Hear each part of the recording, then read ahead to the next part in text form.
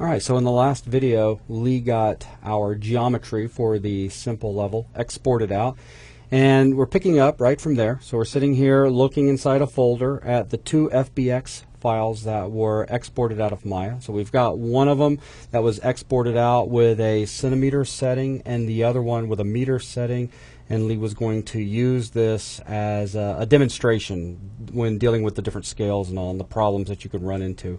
Also, we had mentioned at the very end of this last video about the import process, and really it's pretty neat how it works. With Unity, when you put something in one of these asset folders, Unity always scans for anything new that's been added, and the moment it sees that a new file is there, it deals with it in whatever way it needs to for the type of file it is, which is really cool. So we're about to see that right now. So I'll go ahead and hand it back over to you, Lee. Right, no problem. This is going to happen pretty quick. So what I'm going to do before we jump into Unity, dial the CPU speed down. Yeah.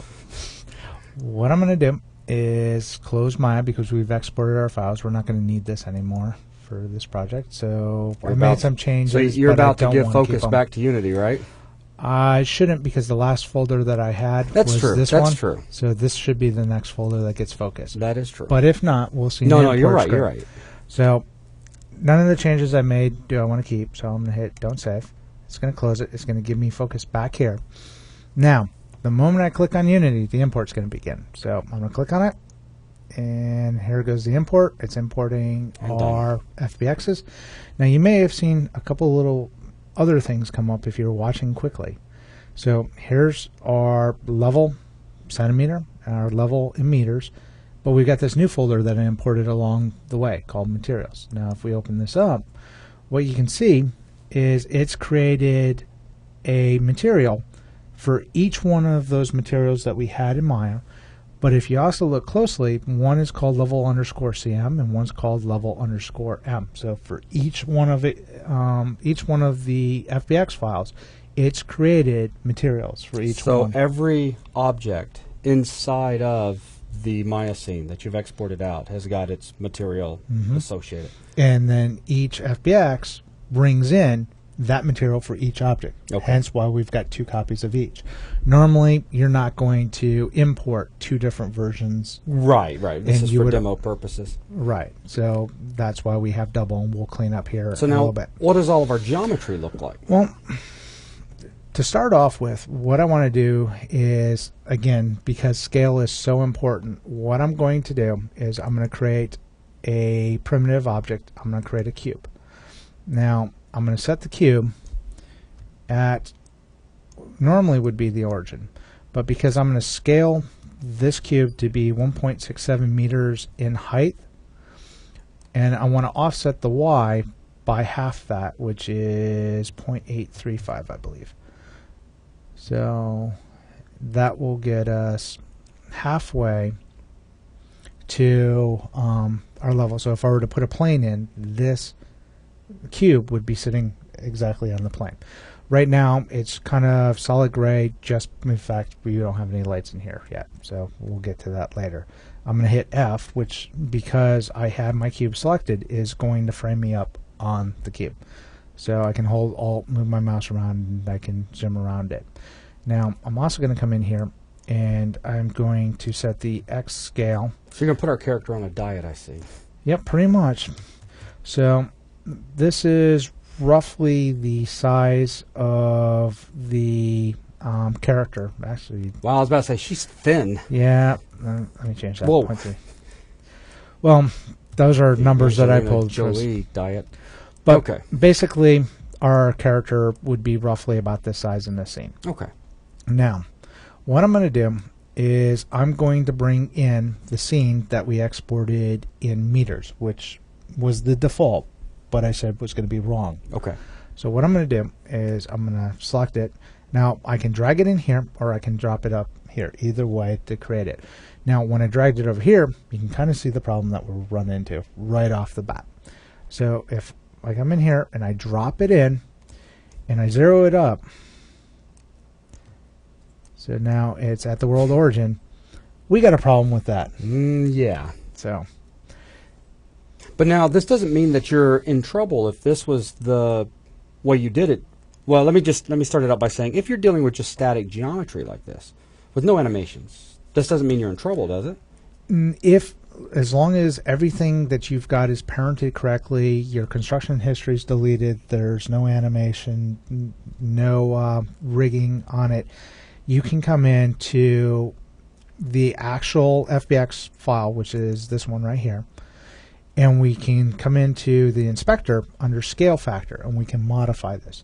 So if we come into the scale factor, and because we brought this in as meters, and this is looking for centimeters, and we change this to a 1, I hit enter, I scroll down to the apply settings, I can bring it back up, and it will scale everything back up the way it should be. Ah, look at that. So that little box indicating our character seems to be the right size in relation to our little building there and the boxes. Very good. So now the thing is because we did save out and deleted our history beforehand, we got this nice neat scene. But now if we had animation, if we had animation and we had groups and parenting and all the fun complex stuff, and we didn't delete out any construction history, you don't know what you're going to get. You could have pieces flown in one part of the scene, stuff in the other one, gaps all over the place. If it was a skeleton, a rigged character with a skeleton, you might end up with a quivering little ball if it comes in with its normal animation. It can get really ugly, and I've seen some really bizarre stuff happen. So, but like I said, with a static object, it's not that big of a deal. But what you have managed to prove here is that setting our scale factor there up to 1, we have a 1-to-1, because over in Maya we saw that you were working in the world of meters, and then when we exported it out, in this case here you said meters, so when we come over here, obviously a scale factor of 1, if this world is indeed meters, would yield the exact same thing we saw over there, and that happens to be the case. Correct. That's good. But it is one setting that we have to set by hand because you can't change the default, and because we have to set something by hand, it is a potential to be either forgotten or cause problems with the import process. Okay. So if during the export process all we have to do is set centimeters and we no longer have to touch any of the scale factoring inside of Unity, it's one less thing to potentially go wrong. Okay. So that's I have to ask these things because when I work with Unity, I'm one of the coding guys. I'm just always coding, really. So I'm just curious, throwing out the good questions. It's not a problem whatsoever. And it took a long time to figure out exactly what was going on, why things were blowing up. Just like a long time to create that super fancy level. I understand. Yeah. No idea how much time I spent on that level. Okay, so we'll kill this out then. Yep. I'm going to come up here to the hierarchy. I'm going to delete that. And I'm going to bring in our level 1. Okay. Same thing. As you can see, it's brought in default scale is 0.01, which means it's looking for centimeters.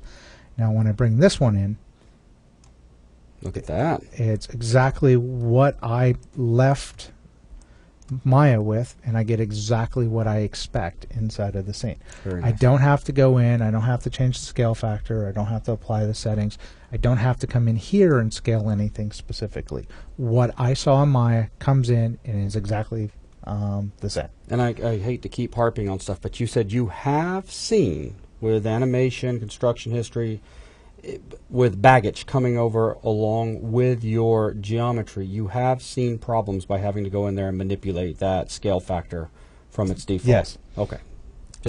Just making sure that's nice and clear for me and anyone else that's watching this. The first time we saw it was actually with the MMO Tech demo. Okay. It was the little elf character that we had. He was modeled out originally in centimeters, rigged, animated, everything was in centimeters. And when I brought him in for the very first time, well, it wasn't the very first time. It was one of the times I had to scale him up. And because we were still learning Unity and the whole process of scaling, we actually had to bring him in, modify the scale factor to 0.1. Then we had to scale him again with the local scales to get him to scale up with the world, because we created the world first, then created the character. So all the scaling was wrong. So once we brought him in with all of his animations, what we ended up with was a pair of feet some cuffs from his jacket, and a head.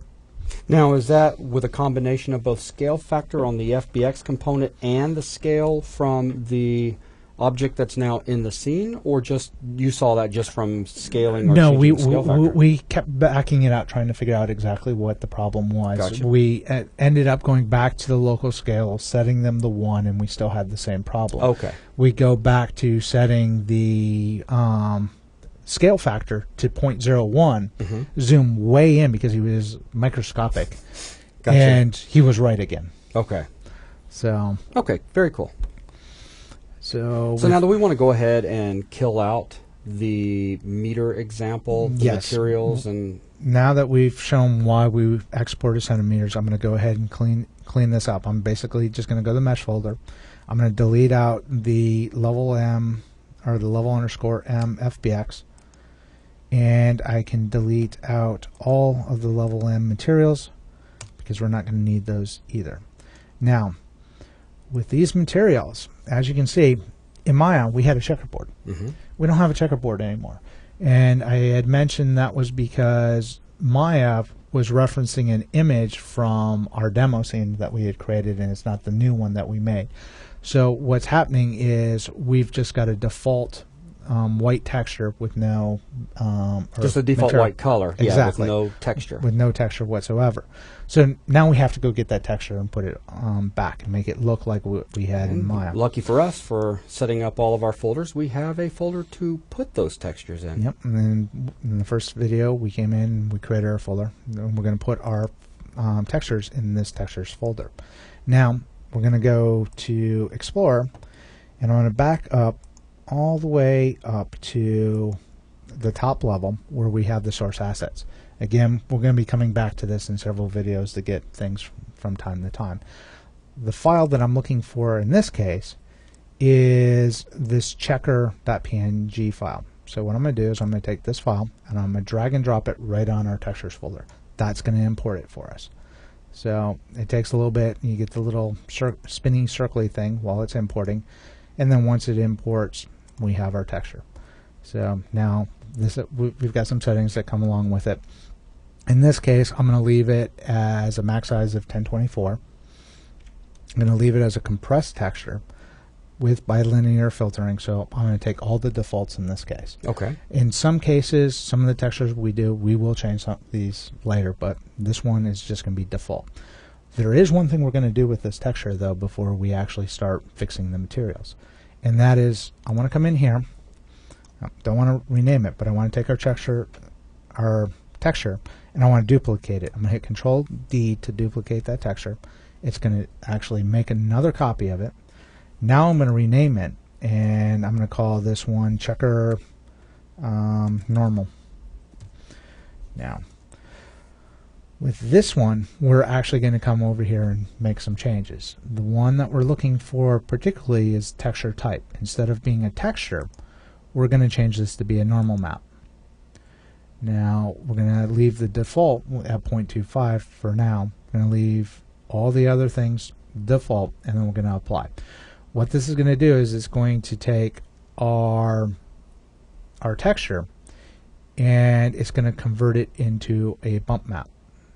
And if So bump map or normal map in this case?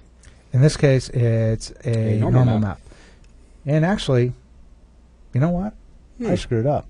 How so? Well, actually, I have a different file that I didn't bring over. Well, that's okay. Do you have the file available, or will we have to bring that in on the next video? I'm going to actually have to find it. So we're going to have to do it in the next video because it's on another folder. So we'll have to dig it. So no big deal, but keep going. Yeah, what I'm going to do is I'm going to actually, I even named it wrong. Look at that. Fate already knew I had screwed up. So what we're going to do is I'm just going to delete this one for now. I have another file we're going to bring in. We're going to turn it into a normal map. Okay. But for now, we're going to leave just the checker. But we're not at a standstill. So what we're going to do is we're going to come into these materials. We're going to leave them as diffuse. The reason we're making a normal map is when I get that file and we come back, we're going to make these into bump map textures. Okay. And we're going to add some depth to our scene. But we'll get that in the next video. So what I'm going to do here is basically I'm going to go through each one of these materials and I'm going to drag our checker texture into this box. And I can do that like this, and that applies to texture. But I'm also going to show you a different way to do it. We have a select here. So I can actually hit select, and what it's going to do is it's going to bring up a little preview window of all of our assets. And the nice thing about this little asset viewer is it will show you only the assets that actually can be applicable inserted. for, yeah. Exactly. So if you don't know exactly what you're looking for, or in large scenes where you actually have hundreds and hundreds of textures, this is a very good way of figuring out exactly what you're looking for. There's a search bar at the top. Yep. So we can actually search and it refines it. So either way, whatever is more comfortable for you, hitting select or just dragging your texture in. So as you can see, our materials are starting to populate as we're dragging all this in. Can also drag materials over onto objects that are in the world as well. Yep. Let me finish this last one and we'll do something like that. We'll come in here. Let's do another primitive. Let's do this time. I want to do a cylinder. So I'm going to take this cylinder and I'm going to move it up in the air. It's selected. I'm going to frame up on it. Notice it doesn't have any materials on it. But I have a whole directory full of materials. If I happen to want to use one of these materials on this primitive, all I have to do is take a material, drag and drop it, and there it is. Gotcha. So I guess what I was getting at a second ago, it was really meant more as a question, just out of my curiosity, and that is, if you have a material that only has a single texture slot on it that's applied to an object in your scene, if you drag a texture onto that, is it smart enough to know to put it into that single slot? I was just curious. Actually, I don't know. I've never really tried it. Let's figure out what happens. All right, let's pick the floor. Okay. Just because it's the largest and easiest to select. And I'm going to come over here and I'm going to tell it don't use any texture. So now it has no texture. Actually, I'm not even going to select it. I'm going to grab this texture. I'm going to drag and drop it. Nope, Okay. it's not smart enough. But it is smart enough if I drag a material. Oh, to know to absolutely. do it. But I was just, being curious. yeah, it doesn't hurt anything. I've never tried it, so now we know. Yep. All right, now let's back out a little bit. As you can see, our scales aren't right. Or our tiling. Yeah, I was isn't about to say, quite wait a minute. We just spent the last hour talking about scaling. What do you mean it's not right? well, You're talking about the scaling material. of the texture itself, Yep. the size there. exactly. And as you can see, it looks pretty much the way it did out of Maya. And the reason why is because we're not tiling the textures. And I mentioned when we were looking at the level in Maya, the reason I set up all these different materials for each of these different objects is so I can work on the scaling differently. Okay. So in this case, I'm going to start with, let's say, the floor, because that's going to be the easiest to see. What I'm going to do is I'm going to modify the tiling, and what I'm actually doing is I'm telling it to take its UV space and tile it 20 times on the X and 20 times on the Y. So what ends up happening is if I go in here, select our standing character cube, and I zoom in, now we can see that we've got a more realistic tile pattern on the floor. Right. As opposed to having just, a few cubes. 50-foot tiles. Yeah. So what I'm going to do now is do the same thing to the rest of the scene. So just to make things easier, I'm going to select one of the objects that I'm working on that's going to have the texture that I'm working with in the scene, so it's easier to see what I'm doing. And then I'm just going to tile the numbers. Now, I've done this enough times in practice getting ready for these videos that I pretty much know the numbers I want to use. Okay. So I'm just typing them in. But if you're not sure, you can change the numbers around and get the effect you're looking for. So there, you don't have to use, like I was using initially, 15 by 15. These numbers don't have to be the same. So you can use any combination to get the look that you're looking for. All right, now columns. Let's see. Let's pick a Now, column. if you don't mind me being curious again, what happens? Can you select multiple materials at the same time? And apply the and- settings? No, you cannot. Ooh, bummer. Yeah, actually, that is one of the things that I was really disappointed to find, is because there's times where you want to select multiple objects and apply settings to all those objects at the same time, and that won't work. There are a couple of exceptions. Okay. One of which is one we're going to do in a little bit. things like the static checkbox. Gotcha. Or these tags or layers. You can apply those to multiple objects at a time, but only if they're in a hierarchy, meaning there is a parent and you set that on the parent. It will actually ask you, do you want to apply those settings to all the children? Gotcha. So right now, if you jump back down to your to pick just any two of the materials that you've yet to manipulate the Like tiling on, roof and small boxes. yeah, and change them to 5 and 5. So if I change them to 5 and 5, the only one that gets applied to is actually the first one I selected. Here's a small box, and it Gotcha. doesn't work.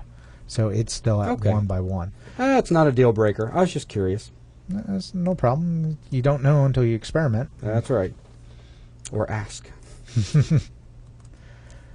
But like I said, it is definitely a feature that would be really nice in some cases. But unfortunately, I don't have it. So I've just learned to live without it. You just learn to just type the numbers in a bunch, Yep. and they're repetitive. In this case, it's not too bad because each one has slightly different scalings. But it would have been nice. Now the one that's kind of weird is the scaling on the walls. Just because the way their UVs are stretched out, it has a weird set of numbers, like 80 wide by non-uniform. Yep, by 4 tall. And that was just derived based with some experimentation. So that gets all of our materials sized up the way I want to get in here. So with that, we've got all of our materials. We have our level created, and we're set up here. The one thing that I want to do before I wrap it up is, now that I've got all the material set and I've got our level in place, is I want to turn our level into a prefab. Okay. Just to keep it simple, and in case I decide I want to export this level into another project, Okay. I can export it out with all of its changes in place. So what I'm going to do is I'm going to come down to our prefab folder, which I did not create. So we'll have to create it. That's really hard too. We hit new folder, F2 to change its name, underscore prefabs. Save it. Goes in alphabetical order. It's still selected. I'm gonna right click again, create, and I'm going to create a prefab. I'm going to F2 to rename this one, and I'm gonna call this one level. So what I'm gonna do is I'm gonna take our level, which is up here in our hierarchy. I'm gonna drag it down to our level over the top of it. I'm gonna drop it. That's gonna convert this level into a prefab with all of our stuff. As you can see, bad practice. I didn't name all my objects inside of Maya. Don't shoot me for it. But now up here, this has actually been converted to a prefab. So I've got two options. I can rename this to be what I want. Yeah, it's just an instance of our prefab now. Exactly. Or I could delete it all together, and I could take this prefab, drag it up here, drop it, and it comes in with the position that I expect it to. That's the nice thing about creating a prefab, is it's going to remember all your settings for the future. And let's see, make sure we've got it. So it's going to be zeroed. It's got all of our settings. If I were to come in here and for some reason decide I wanted to change it, let's say I wanted to raise it by 1 unit. As you can see, it's been modified here, but our prefab still says 0. Yeah, absolutely. So, Which is the nice thing with prefabs, because you can, even though all the data is stored in them, you can really think of them kind of as like a blueprint, and then you instantiate that into the actual object that's in the game. And at that point, you can change state, if you will, by setting all of its properties to its own properties and put it wherever you want, or change textures. It definitely will come into play in the future. Oh yeah, absolutely. But I just wanted to cover it with creating a simple prefab now, before we get too overloaded. So the other things that you get with prefabs, other than instantiating them, being able to make multiple copies and modifying slightly, is, let's say we did something to this prefab. Let's do something really strange, like changing its x-axis and its z-axis to something really wonky. Crazy scale. Yeah, so we've really messed this thing up. But we've messed it up in a way that it wouldn't be hard for us to change back if we really wanted to. But let's say we did something to this particular instance of the prefab that was beyond repair, and we just can't figure out what we did. We can come over here and hit revert. And when we hit revert, it's going to take this instance and reset it to be what our original prefab was. So I can hit revert, and it doesn't work. Great. It happens. Yeah. All right. Why is it not working? Because it is a scale. Position. Oh, I didn't catch it. Did you notice something? What's that? Look at our instance. It's blue still. Okay. Oh. So what we've changed are settings that don't affect the prefab. And it also, when I made those changes, it didn't say it was saving it. My bad. So I'm going to set it back to original. Come on, these are excellent things for people that are learning Unity to see. But I'm going to do something that will break the prefab. Just remind me before the next video to get my glasses. All right, let's go in here and let's do something that should break the prefab. Let's say I'm going to reassign this material. I'm going to take the floor, and instead of using the floor material, I'm going to assign the big boxes to it. Does that do it? No, it doesn't. That's not going to do it. That's just not enough. Well, yeah, the whole idea in there. Okay, you want a surefire way to do it? Go ahead. Okay, watch this. I'm going to take the floor plane, and I'm going to delete it. There you go. There we go. There, absolutely deleted it. I'm sorry. I'm not going to pick on you. But when you started just changing the materials, I was like, but that's the whole idea. Yeah. You instance off the prefabs and you give them their own state, which could be materials, colors. I said that a second ago. Yeah, I know. But okay. I just wanted to see if you noticed. And for those of you that are new to this, by doing this, Lee just got a pop-up letting him know that if he continued, he was basically severing the connection back to the prefab itself. So now it stands on its own as its own. And visually, the thing that I missed the first time because it was selected is if you look at level, it's no longer blue. When it's blue, that means this prefab is different than the original. So, but when it is blue, it's still the original, and it just has some modification to it. And instead of saying revert, it says reconnect. I missed that. So if I hit reconnect now, this will actually fix the prefab. So if I hit reconnect, I get my floor back. There you go. Now, just to change it again, I'm going to delete the whole thing. Hold on, Control Z. Here we go. We get it back. If I click the floor and we delete it and we lose the prefab, but let's say that is actually what I wanted to do, I have another option called apply.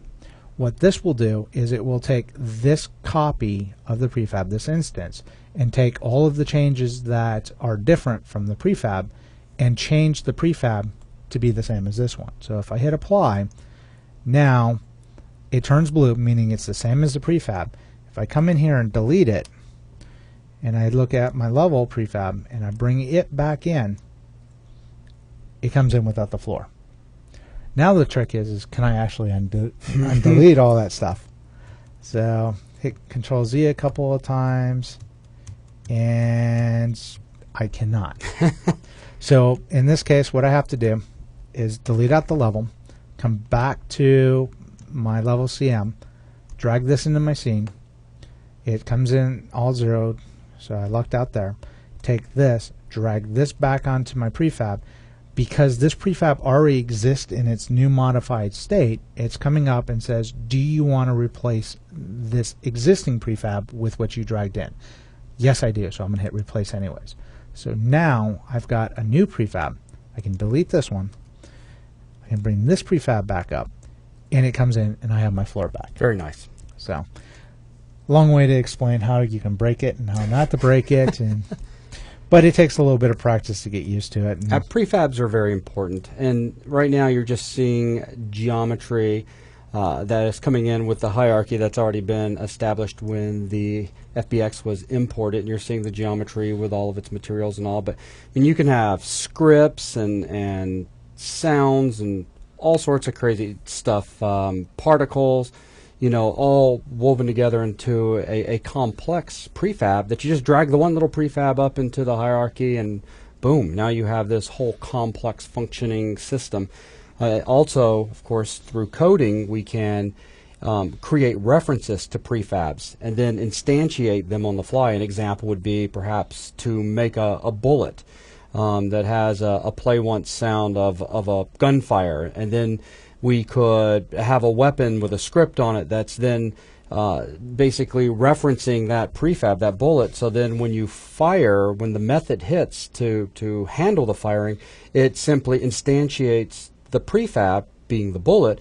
So the bullet is then instantiated, and you can tell it on instantiation where at and what orientation, and as soon as it's come into life, you could get that, you know, that one pop sound that automatically shoots based on, you know, where the bullet's actually been placed at, and then it goes into whatever motion is controlling it from its script, which may have it, you know, traveling, you know, straight ahead, obviously, towards some target. Right, and you can even have it so once it collides, it can actually have an impact sound. Absolutely, there's all sorts of amazing things that can be done with prefabs. The heart of Unity is game objects, and prefab is his best friend. So anyways, I just wanted to throw that in there real quick, just to, you know, don't make light of prefabs. They're very easy to work with and very, very powerful. Yeah. And any of you that have been looking down at this window down here and go, wow, it's really dark, don't worry about it. In the next video, that's what we're going to be addressing. So with that, I think that's pretty much all we wanted to really cover. We've got the level in, it's imported. We showed what could go wrong in Maya. A little bit of extra on prefabs, and I'm not going to let you forget in the next video to make sure to find that other material, or excuse me, texture, so that we can get the normal map in place. We're going to go do that right now, I think. Fantastic. Anything else? Yeah, that'll do it. So that's going to wrap up this video. Thanks.